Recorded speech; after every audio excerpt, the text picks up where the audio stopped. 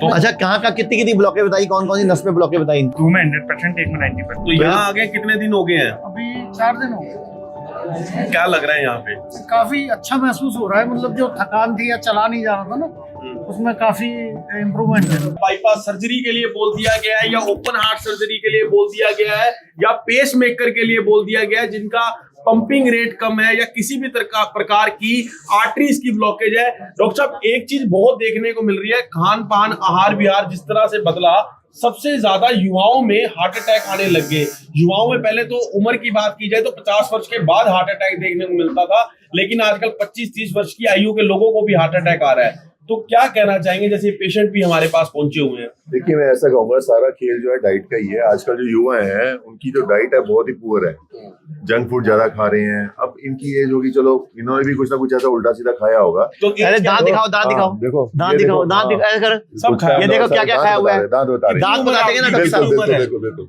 मेरी 50। तो क्या दिक्कत हुई आपको? दिक्कत तो अचानक ही ब्लीडिंग हुई थी, सांस फूली थी बस। तो अच्छा, कहाँ का कितनी कितनी ब्लॉकें बताई, कौन कौन सी नस में ब्लॉकें बताई? 2 में 100%, 1 में 90%। तो फिर तो मर जाना चाहिए था अब तक। सर्जरी बोलती है। हाँ, लेकिन वो भी हार्ट कम काम कर रहा है। अच्छा, हार्ट कम काम कर रहा है तो बच के ही तरह पहुंच गई है, क्योंकि हार्ट 20% काम कर रहा है। हाँ, तो फिर उसमें ओपन हार्ट सर्जरी करते नहीं। हाँ, तो यहाँ आगे कितने दिन हो गए हैं? अभी 4 दिन हो गए। क्या लग रहा है यहाँ पे? काफी अच्छा महसूस हो रहा है, मतलब जो थकान थी या चला नहीं जा रहा था ना, उसमें काफी इम्प्रूवमेंट है। तो जो चलने का है, थकान है, उसका तो सारा रोल ही दिल के साथ है, मतलब दिल सुधर रहा है। साहिल, मैंने इनको बोला है 21 से 30 दिन बाद आप अपना सिटी एंजियो करवा लेना, आपको जमीन आसमान का फर्क दिखेगा। या तो ब्लॉकेज खुल जाएगी या नई कोलैटरल आर्टरी बन जाएंगी। लेकिन आपको पूरा डाइट लाइफस्टाइल पे भरोसा करना पड़ेगा। तो जितने भी हार्ट के पेशेंट हैं, मैं बोलूंगा पहले आयुर्वेद में आओ। अगर आयुर्वेद नहीं कर पाए तो करा लेंगे ना, स्टंट डलवा लेंगे, सर्जरी करा लेंगे, क्योंकि हम तो चाहते हैं आयुर्वेद और एलोपैथी एक साथ काम करें।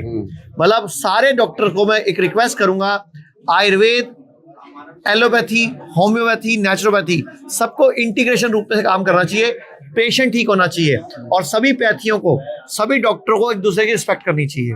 आयुर्वेद प्रिवेंशन भी है, प्रिकॉशन भी है, और आपका ट्रीटमेंट भी है, क्योर भी है, और इमरजेंसी में एलोपैथी है। सबको लेके चलो ना, तो हम पूरा जोर लगाएंगे। 21 से 30 दिन तक पेशेंट को मैंने बोल दिया या रहना पड़ेगा।